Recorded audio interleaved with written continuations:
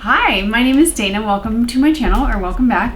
And on this channel, we are all about SMS Beauty, which is skincare, makeup, sunscreen. And today we're going to be talking about the third one, which is sunscreen, my true love. So I'm just going to hop in because I don't have a lot to say. Although I did just like throw my hair up and kind of like, damn, that looks good. Maybe it doesn't look good on camera. Maybe actually I can't see because my contacts are still like figuring themselves out. So if it does not look good, I apologize. Yeah. Anyway, today we are talking about the Thrive Causemetics. This is the Sunproof 3-in-1 Invisible Priming Sunscreen. So this is a very new product for them. I believe it's their first sunscreen. I try to keep like up to date with all the releases, which whew, at this time it's very overwhelming. There are a lot. Also, I do like Thrive as a brand in general. Their mascara is one of my all-time favorite holy grail tubing mascaras. I mean, most people have heard about it. I've tried a lot of their makeup. I don't think their makeup is my favorite. Like, I'm looking at one right here. This is like this little eyeshadow thing. I don't know. I find them to be like quite big hits or quite big misses.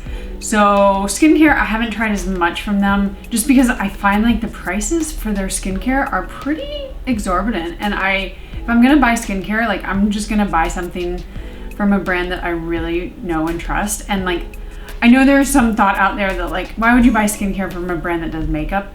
That to me like kind of makes sense. Like, focus on one. Do makeup really well or do skincare really well? I don't know. I mean, of course there are some brands that do both, but for me, I'm kind of like, we'll see.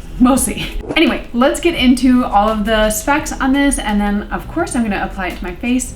And if you're wondering, why is your face so tan, Dana? Well, I did go to Florida, but I also always wear sunscreen, so like my face is just ghostly pale usually. So I just put on some of this self tanner.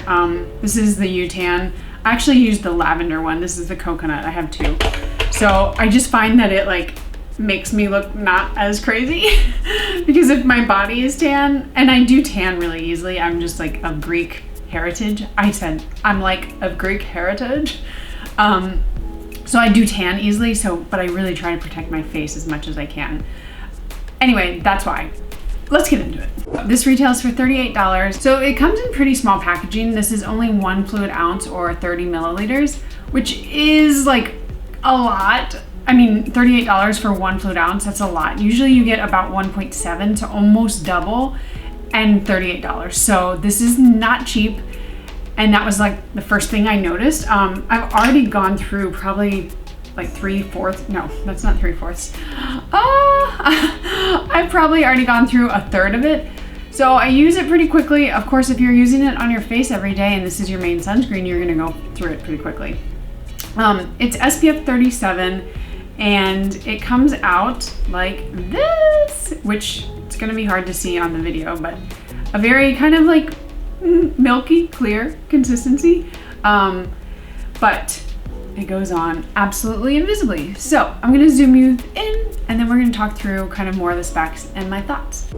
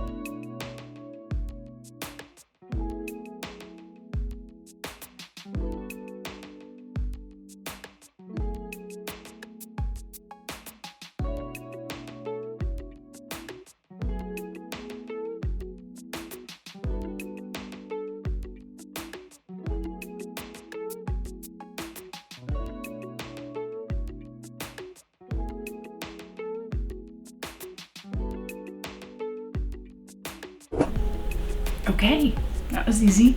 I used 3 finger lengths, probably more than a lot of people, but at the same time, it goes on so easily and effortlessly, that's the word I was looking for, that I find that you just kind of can put a lot on. And especially because it is truly invisible, I'm like, did I cover everything? So I'd rather be safe than sorry. But usually you do go with like the 2 finger length sometimes 3 finger length rule, or really you should be kind of measuring it out, which would be 1/4 of a teaspoon. So it's a lot. So don't just like dab a little bit on like primer and then go put more on. So the filters in this are 3% avobenzone, 10% homosalate, and 5% octisalate. So it is 100% a chemical or organic sunscreen. They consider it a clean sunscreen, and that's just because it doesn't have oxybenzone in it. And sometimes, and some companies also say like octocrylene, I believe. But that's just, you know, I think a little bit of what's called greenwashing in the industry. It's a chemical sunscreen, that's all there is to it. And it does say that it's a 3-in-1 product. So it's supposed to be a primer, well, I guess they say sunscreen, primer, and gel hydrator or moisturizer. Hydrating gel is the word. I would say it operates as 2 of those, really a sunscreen and a primer. And moreover, it really is a primer. Like, this is perfect when you're gonna go put makeup on. It's just leaves you with this velvet matte finish, nothing too oily, well, not oily at all, not too dewy. It's not gonna upset anything. I've worn it under makeup. It does wear really well under makeup. It doesn't have a cast, obviously, so you're not having to cover it. You could wear it alone, but you could also put makeup on very easily over top. It also has no scent, which is wonderful. There's no reason to put a scent in sunscreen, and I don't feel like it smells like a sunscreen, you know, like a traditional sunscreen. It just smells like a chemical.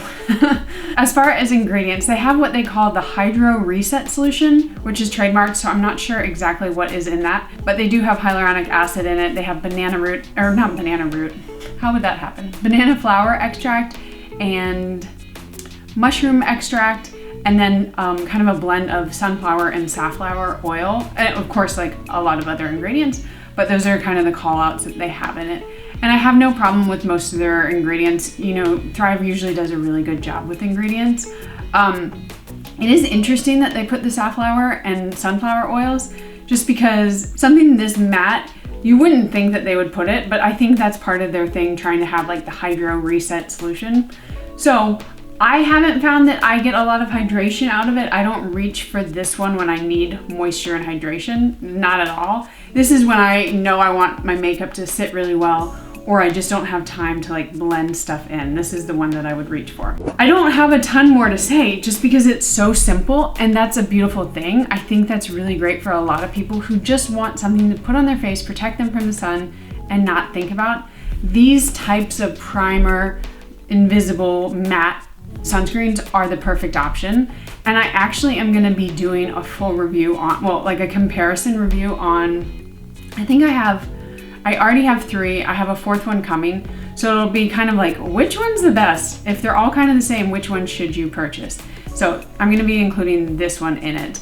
And I do think that this really, if you're looking for something that's a primer for makeup or just like for no makeup days, this is the one. If you're looking for a really great moisturizing sunscreen, look elsewhere. Lots of other ones. But yeah, I mean, I have nothing wrong. There's nothing wrong with it at all. I just think it's pretty pricey for what you're getting. I mean, I'll go through this pretty quickly. I'll probably have to save it so that I can do the comparison video.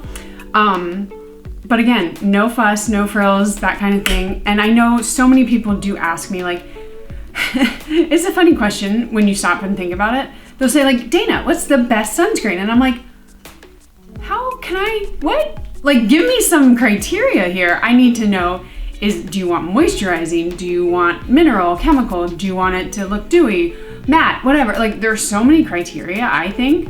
And that's because I do this kind of as like a side gig. But for those who are just like, I just want something that protects me, but I don't have to think about, almost always I kind of tell them to reach for this type of product, because be it the Supergoop one, the Black Girl sunscreen, this one, there's also a Peter Thomas Roth one, that's the one I'm waiting for. They're just, you don't have to think about it. And this one, it doesn't feel greasy. I would say the Black Girl sunscreen kind of, if you put a little too much on or you don't rub it in kind of like the right way or enough, it does feel a little greasy. This one, it's pretty much gone. Like, I can't feel anything. I do have to wash my hands almost immediately because I feel like you get that silicone-y feel that, like, I don't like it. Everything I touch, I feel it, especially when the weather gets warmer, like it'll stay on my hands. So I do have to wash my hands, but you know, that's not a big deal. I wash my hands after I put any sunscreen on. I'm gonna stop rambling, but be on the lookout for the review, the comparison one with all of these type sunscreens, and I will see you guys in my next video. Bye.